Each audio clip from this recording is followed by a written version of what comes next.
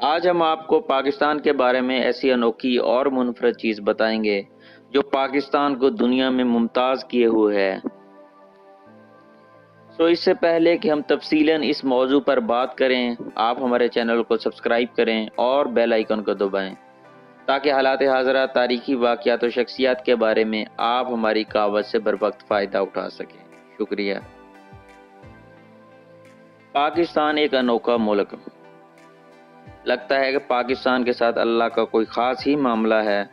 جو ملک سوئی نہیں بنا سکتا، اس ملک نے دفاعی آلات و ہتھیاروں کی تیاری میں دنیا بھر کو حیران کر دیا ہے۔ میں صرف 2-3 مثالیں دینا چاہتا ہوں۔ ایٹم بم کی تیاری کے لیے جس مشین میں یورینیم کو افسردہ کیا جاتا ہے، اس کو سینٹریفیوج مشین کہتے ہیں۔ یہ نہایت تیزی سے گھومتی ہے اور 1 سیکنڈ میں 20,000 چکر لگاتی ہے۔ بعض تکنیکی مجبوریوں کی وجہ سے یہ صرف ایلومینیم بیس ہی بن سکتی ہے اور اپنی بے پناہ رفتار کی وجہ سے چند گھنٹوں میں ناکارہ ہو جاتی ہے۔ پاکستان دنیا کا واحد ملک ہے جس نے سٹیل بیس سینٹریفیوج مشین بنائی ہے جو کئی ہفتوں تک کارآمد رہتی ہے۔ اس معاملے میں پاکستان نے امریکہ سمیت دنیا کے سارے ممالک کو پیچھے چھوڑ دیا ہے۔ آپ اس سینٹریفیوج مشین کی مدد سے پاکستان یورینیم کو 97% تک افسردہ کر سکتا ہے، جس کے بعد آپ اس کو بے خطر ہو کر ہاتھ میں لے سکتے ہیں، جبکہ انڈیا یورینیم کو محض 50 سے 60% تک افسردہ کر سکتا ہے، جس کی خطرناک تابکاری اثرات سے متاثر انڈین ایٹمی پلانٹوں میں کام کرنے والے بہت سے مریض دیکھے جا سکتے ہیں۔ لیکن زیادہ بڑا نقصان یہ ہے کہ کم افسردہ یورینیم مختلف عوامل کی بنا پر پھٹ سکتی ہے۔ مثلا اگر کسی بھی انڈین نیوکلیئر پلانٹ پر روایتی ہتھیاروں سے حملہ ہوا تو وہ کسی ایٹمی دھماکے کی طرح پھٹے گا، لیکن پاکستان کی افسردہ شدہ یورینیم اس خامی سے پاک ہے۔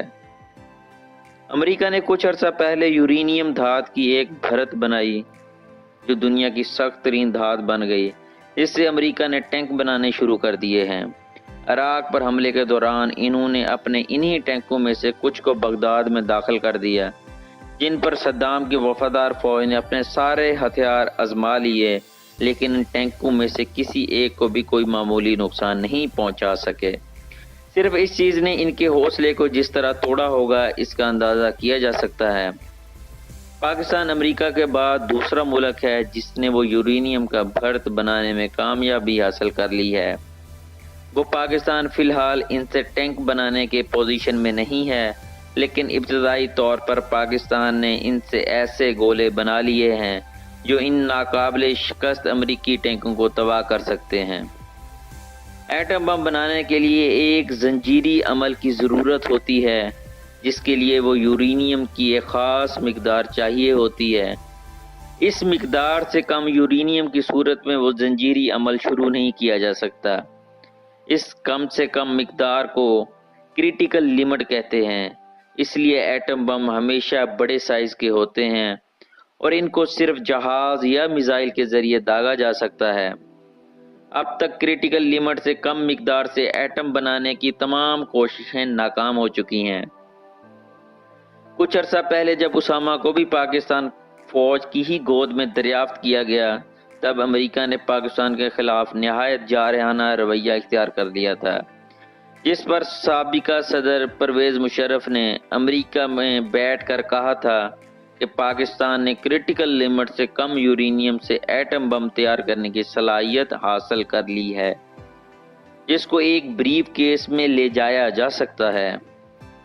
یہی دعوے پہلے روس نے بھی کیے تھے، لیکن پاکستان کے معاملے میں کچھ اور گواہیاں بھی سامنے آئیں جو اگر سچ ہوئیں تو پاکستان دنیا کی ان ساری بڑی طاقتوں کے لیے ایک بھیانک خواب بن جائے گا، کیونکہ اس صورت میں آپ جنگ مول لیے بغیر اور ذمہ داری لیے بغیر کسی بھی ملک پر ایٹمی حملہ کر سکتے ہیں۔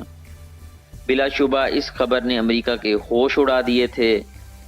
ان کے بہت سے ماہرین نے اس کو پرویز مشرف کی امریکہ کو ڈرانے کی ایک چال قرار دیا، لیکن یہ ضرور ہوا کہ امریکی غصہ جھاگ کی طرح بیٹھ گیا۔ اسامہ ہی کے واقعے میں اطلاعات کے مطابق امریکہ نے اسٹیلتھ ٹیکنالوجی والے ہیلی کاپٹر استعمال کیے تھے جن کو ریڈار پر نہیں دیکھا جا سکتا تھا۔ واقعے کے فوراً بعد امریکہ کی کچھ دھمکیوں کے جواب میں چوتھے دن پاکستان نے بابر میزائل کا کامیاب تجربہ کیا، جو اسٹیلتھ ٹیکنالوجی کا حامل ہے اور ریڈار پر نظر نہیں آتا۔ اس نے امریکہ کے ساتھ ساتھ انڈیا کو بھی حیران کر دیا تھا۔ پاکستان نے اسٹیلتھ ٹیکنالوجی سے ایک خطرناک چیز تیار کر لی تھی۔ کچھ عرصہ پہلے انڈیا نے کئی ملین ڈالر خرچ کر کے اسرائیل سے ایک ایسا ریڈار سسٹم لیا تھا جو زمین پر اسلحے کے ڈپو کی نشاندہی کر سکتا ہے۔ جواب میں پاکستان ماہرین نے کچھ ہی عرصے میں نہایت کم خرچ سے محض ایک نیٹ تیار کیا جو کئی ہزار سینٹی گریڈ درجہ حرارت کو روکے رکھتا ہے اور جہاز سے نظر نہیں آتا، مختلف طرح کے لیزر شعاؤں کو بیکار کر دیتا ہے۔ صرف اس نیٹ سے اپنا اسلحہ ڈھانپ لیں تو انڈیا اور اسرائیل کا جدید ترین اسلحے کی نشاندہی کرنے والا وہ سسٹم بیکار ہے۔ خدارا پاکستان بنیے اور اللہ پر بھروسہ رکھیے۔ پاکستان زندہ باد۔